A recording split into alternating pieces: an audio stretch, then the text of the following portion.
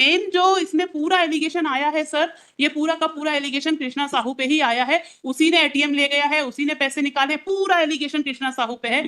I am in the similar footing, Lordship. This is completely a case of parity, Lordship. I have also been custody for approximately 1 year and 3 months. This is my fourth application, Lordship. My third regular application and one my anticipatory bail application was dismissed. This is my third application. Orders लगे हैं Lordship, page number 25 onwards. जी, तो ये हमारी Lordship third application है। और थोड़ा सा gist में मैं केस बता देती हूँ Lordship। जो applicant was the bank manager and bank manager की उनकी नौकरी के दौरान जब उन्हें पता चला कि उनके बैंक में बहुत सारा मनी एम्बेजलमेंट हुआ है लॉन्ग टाइम से, तो उन्होंने उसकी एफआईआर थाने में करी। उस एफआईआर की बेसिस पे लोगों को मुलजिम बनाया गया, और चूंकि कुछ एम्बेजलमेंट उनके पीरियड में भी कुछ एम्बेजलमेंट देखा गया है, इस वजह से प्रेजेंट एप्लीकेंट को भी उस समय मुलजिम बना लिया गया Lordship। इसमें लगभग सबकी बेल हो गई है। एपेक्स कोर्ट ने सबको जमानत दे दी है Lordship। इसमें जो मेन पहले जो बेल हुई है उसमें फर्स्ट कंडीशनल बेल हुई थी Lordship। आप पेज नंबर 28 एक बार देख लें Lordship। पहला ऑर्डर जो हुआ था उसमें ये कंडीशनल बेल है। 29 पेज में लास्ट पैरा है Lordship, 29 में last para. It is ordered that the applicant accused Sandeep Suryavanshi be released on bail subject to deposit of rupees 25 lakh in cash before the trial court and subject to undertaking that the remaining embezzlement amount shall be deposited by the applicant under protest within a period of 4 months. ये condition के साथ bell allow हुई थी Lordship। उस समय हमने तुरंत तो हम नहीं कर पाए थे, हमने नेक्स्ट मंथ लगभग 1 महीने 10 दिन बाद हमने बेल फर्निश की और 25 लाख रुपए हमने लोअर कोर्ट में डिपॉजिट किया। उसके बाद Lordship उसी ऑर्डर को चैलेंज करते हुए हम एपेक्स कोर्ट गए, that is page number 31। Page number 31 में जो एपेक्स कोर्ट ने पेज 32 में हमें लिबर्टी दी है। After we have heard learned counsel for the petitioner find no reason to interfere in the order impugned. However, if that be so, which has been taken note of by this court, the petitioner is at liberty to file an application for clarification, modification, granting him post-arrest bail by the High Court. इस liberty के साथ हमारा withdraw वहां से liberty के साथ dismiss हुआ। इसके बाद हमने मॉडिफिकेशन के लिए एक एप्लीकेशन मूव किया Lordship हाई कोर्ट में, आईए मूव किया। वो डिसाइड हुआ Lordship 12 जनवरी 2023 को। वो हमारी हाई कोर्ट ने वो एप्लीकेशन डिसमिस कर दी। सिमिलर यही सिचुएशन को एक्यूज कृष्णा साहू, रामाधार साहू और तीसरा जो है Lordship फूल सिंह चौरे, इन 3 लोगों के साथ भी यही हुआ कि सबसे पहले कृष्णा साहू के साथ को भी कंडीशनल बेल हुई, बाकी का अमाउंट जमा करने को बोला गया। कृष्णा साहू जमा नहीं कर पाए, एक समय बीत गया, उसके बाद उन्होंने सरेंडर किया कोर्ट में। फिर वो हाई कोर्ट से खारिज हुई, एपेक्स कोर्ट गए। एपेक्स कोर्ट ने इस कंडीशन के साथ किसी भी पैसे जमा ना कराने की कंडीशन पे उनकी बेल कंसिडर हो गई। उसके बाद रामाधार साहू लगभग काफी समय वो भी एब्सकॉन्ड रहे। उसके बाद उन्होंने एप्लीकेशन मूव की हाई कोर्ट में।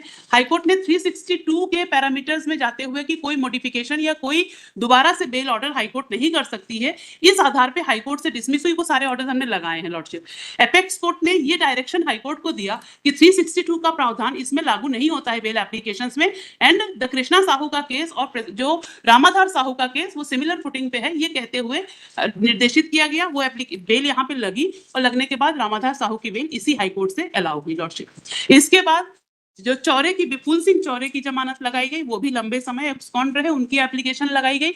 उनकी एप्लीकेशन हाई कोर्ट से डिसमिस हुई Lordship अभी कुछ समय पहले। बट एपेक्स कोर्ट में पेज नंबर 41 देखिए Lordship। इसमें Lordship जो रिलेवेंट पैरा है वो थर्ड लाइन से है, उसमें थर्ड पैरा से है। An application seeking regular bail have been rejected by the high court vide impugned order dated 17/3/25। The appellant is preferred this instant appeal. The court vide order dated 23/5/25 issued notice heard learned counsel for the appellant in support of appeal and learned counsel for the state.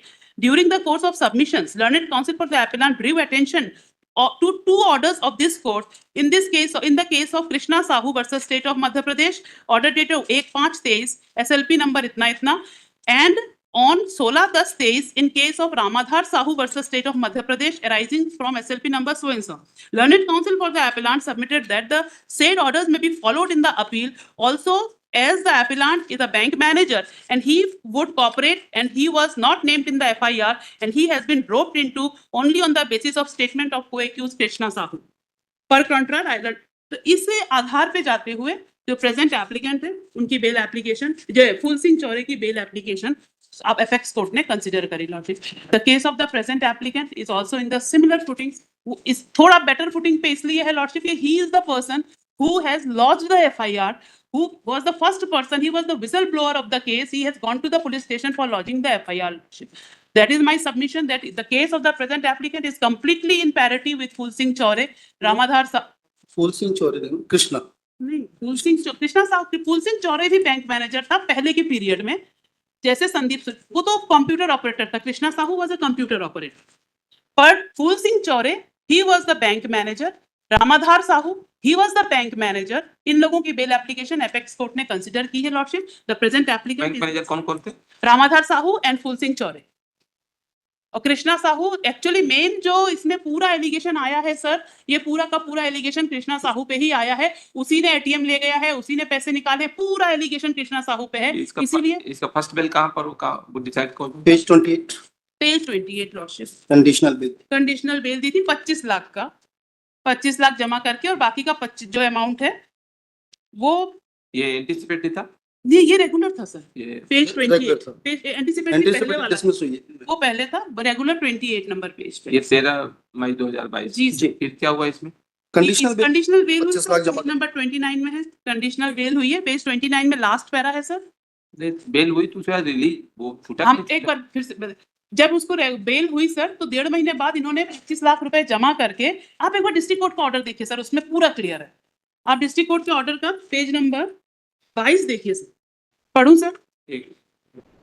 प्रकरण के लंबित रहने के दौरान माननीय उच्च न्यायालय मध्य प्रदेश जबलपुर द्वारा एमसीआरसी नंबर 100 में पारित आदेश दिनांक 13/5/22 के अनुसार आवेदक अभियुक्त संदीप सूर्यवंशी का नियमित जमानत आवेदन पत्र पढ़ जी सर, चलिए बताइए।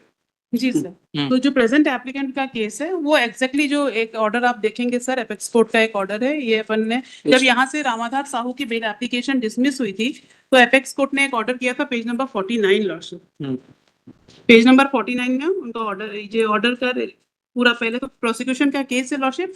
तो हमारी जो डिसमिस हुई थी उस समय वो सोल इस कंडीशन पे हुई थी कि 362 के पैरामीटर में हमारा रामाधार साहू का केस 362 की वजह से खारिज कर दिया था। तो उसमें एपेक्स कोर्ट ने ये मेंशन किया है lordship, para 4 page number 50।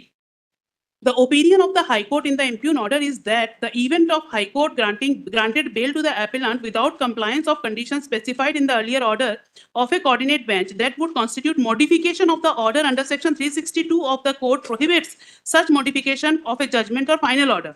An order for refusal of bail, however, inherently carries certain characteristics of an interlocutory order in that certain variation altercation of the context in which a bail plea is dismissed confers on the detained accused right to file a fresh application for bail on certain changed circumstances.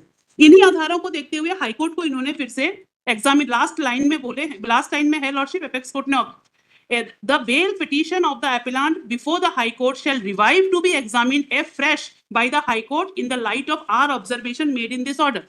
After that, the bail application was filed before the High Court lordship, and that is at page number 53. Apex court के order के बाद page number 53 में रामाधार साहू की bail application हमने file की और honourable court ने रामाधार साहू की बेल एप्लीकेशन पूरे डिटेल 4 पेजेस के ऑर्डर के साथ कंसीडर करके अलाउ किया lordship. I am in the similar footing, lordship. This is completely a case of parity, lordship. I have also been custody for approximately 1 year and 3 months. I am also I have also suffered so much, and this is my case, lordship. It is a case of parity. मेरे parity इसमें एक चीज और है, मतलब inquiry report पूरी 70 page की लगी, मतलब इनसे मतलब जो एक्यूज है, मतलब कृष्णा ने जो प्रॉपर्टी खरीदी थी उसमें से जो प्रेजेंट एप्लीकेंट है उसने उससे डिमांड करी और 40 लाख रुपए की जो प्रॉपर्टी खरीदी थी उसके पेपर बेचने के लिए मतलब इनके पास से जब्त किए। मतलब